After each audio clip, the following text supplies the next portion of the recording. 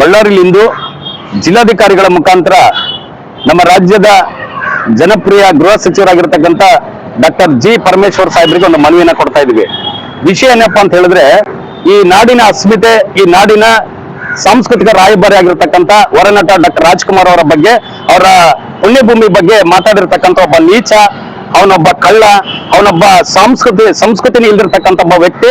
ಅವನು ಅಮೆರಿಕದಿಂದ ಬಂದು ಈ ನಾಡಿನಲ್ಲಿ ಈ ದೇಶದ ನಾಗರಿಕನೇ ಅಲ್ಲ ಅಂತ ಒಬ್ಬ ನಟ ಚೇತನ್ ಅಂತ ಹೇಳಿ ಹೇಳ್ಕೊಂಡು, ಅವ್ನು ಯಾವ್ದೋ ಅಹಿಂಸಾ ಮಾರ್ಗ ಅಂತ ಹೇಳ್ಕೊಂಡು ಇಡೀ ನಾಡಿನ ರಾಜ್ಕುಮಾರ್ ಅಭಿಮಾನಿಗಳಿಗೆ, ಕನ್ನಡದ ಮನಸ್ಸುಗಳಿಗೆ ಇವತ್ತು ಹಿಂಸೆಯನ್ನ ಮಾಡಿದ್ದಾನೆ.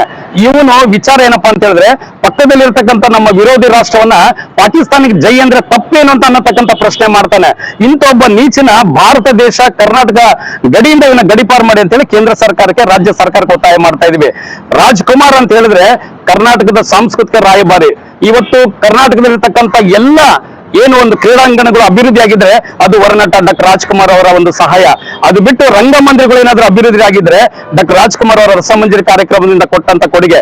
ಅದರಲ್ಲೂ ನಮ್ಮ ಕರ್ನಾಟಕ ರಾಜ್ಯ ಪೊಲೀಸ್ ನಿಧಿಗೆ ಏನಾದ್ರು ಅಣ್ಣವರು ರಸಮಂಜರಿ ಕಾರ್ಯಕ್ರಮ ಮಾಡೋದ್ರ ಮುಖಾಂತರ ಇವತ್ತೇನಾದ್ರೂ ಪೊಲೀಸ್ ನಿಧಿಗೆ ಸಾಕಷ್ಟು ಹಣವನ್ನ ಅಣ್ಣವರು ಸಹಾಯಧನವಾಗಿ ಏನಾದ್ರು ನೀಡಿದ್ರೆ ಅದು ವರನಟ ಡಾಕ್ಟರ್ ರಾಜ್ಕುಮಾರ್ ಅವರು. ಅಷ್ಟೇ ಅಲ್ಲ, ಇವತ್ತು ರಾಜ್ಕುಮಾರ್ ಅವರು ಬೇರೆ ಕಲಾ ಸೇವೆ ಅಲ್ಲ, ಬೇರೆ ಚಿತ್ರರಂಗದ ಸೇವೆ ಅಲ್ಲ, ಈ ರಾಜ್ಯ ಭಾಷಾವಾರ ಪ್ರಾಂತ್ಯಗಳಾದ ನಂತರ ಈ ರಾಜ್ಯದಲ್ಲಿ ಭಾಷೆ ನಶಿಸಿ ಹೋಗಿತ್ತು. ಅರೆ ಸರ್ಕಾರಿಯಲ್ಲಿ ಆಡಳಿತ ಭಾಷೆ ಆಂಗ್ಲ ಮಾಧ್ಯಮ, ಆಂಗ್ಲ ಭಾಷೆ ಇತ್ತು. ಆಗಿರುವಂತಹ ಸಂದರ್ಭದಲ್ಲಿ ವರನಟ ಡಾಕ್ಟರ್ ರಾಜ್ಕುಮಾರ್ ಅವರು ಗೋಕಾಕ್ ವರದಿ ಚಳವಳಿನ ಮಾಡಿ ಇಡೀ ರಾಜ್ಯಾದ್ಯಂತ ಪ್ರವಾಸ ಮಾಡಿ ಗೋಕಾಕ್ ವರದಿಯನ್ನ ನಮ್ಗೆ ಜಾರಿ ತಂದು ಕೊಡ್ತಾರೆ. ಅವತ್ತು ರಾಜ್ಯ ಸರ್ಕಾರದಲ್ಲಿ ಪ್ರತಿಯೊಂದು ಅಪ್ಲಿಕೇಶನ್ ಫಾರಂಗಳು ಏನಿರ್ಬೋದು ಅವೆಲ್ಲ ಕನ್ನಡಮಯ ಆಗ್ತವೆ. ಅಷ್ಟೆಲ್ಲ ಅರೆ ಸರ್ಕಾರಿಗಳಲ್ಲಿ ಇವತ್ತು ಕನ್ನಡದ ಮಕ್ಕಳಿಗೆ ಕೆಲಸ ಕೊಡ್ಲೇಬೇಕನ್ನತಕ್ಕಂಥ ವಿಚಾರ ಡಾಕ್ಟರ್ ಸರೋಜಿನಿ ಮಹಿಷಿ ವರದಿನ ಜಾರಿಗೆ ತಂದು ಕೊಡ್ತಾರೆ. ಈ ರೀತಿ ರಾಜ್ಕುಮಾರ್ ಅವರ ಸೇವೆ ಅಪಾರ ಆಗಿರ್ತಕ್ಕಂಥ ಸಂದರ್ಭದಲ್ಲಿ ಇವತ್ತು ಗಡಿನಾಡ ಜಿಲ್ಲೆ ಬಳ್ಳಾರಿಯಲ್ಲಿ ರಾಜ್ಕುಮಾರ್ ಪಾರ್ಕ್ ಇದೆ, ರಾಜ್ಕುಮಾರ್ ಉದ್ಯಾನವನ ಇದೆ, ರಾಜ್ಕುಮಾರ್ ಪುತ್ಥಳಿ ಇದೆ, ಅವರ ಮಗ ಅಪ್ಪು ಸರ್ ಅವರ ಪುತ್ಥಳಿ ಇದೆ. ಗಡಿನಾಡ ಪ್ರದೇಶದಲ್ಲಿ ಎಲ್ಲ ಕನ್ನಡ ಅಭಿಮಾನಿಗಳ ಸಹಕಾರದಿಂದ ಇವತ್ತು ರಾಜ್ಕುಮಾರ್ ರಸ್ತೆ, ರಾಜ್ಕುಮಾರ್ ಪುತ್ಥಳಿನ ಮಾಡಿದೀವಿ.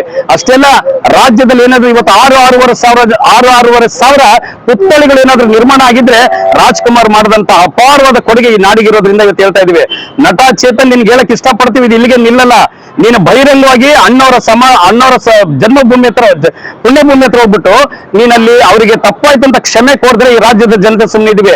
ಇಲ್ಲ ಅಂತ ಹೇಳಿದ್ರೆ 30 ಜಿಲ್ಲೆಯಲ್ಲಿ ನಿನ್ನ ಮೇಲೆ ಕ್ರಮ ತಗೊಳ್ಳಿ ಅಂತ ಒಂದು ಮೊಕದ್ದಮೆನ ಹೊಡ್ತೀವಿ, ನಿನ್ನ ಮೇಲೆ ಒಂದು FIR ಅನ್ನ ಮಾಡಿಸ್ತೀವಿ.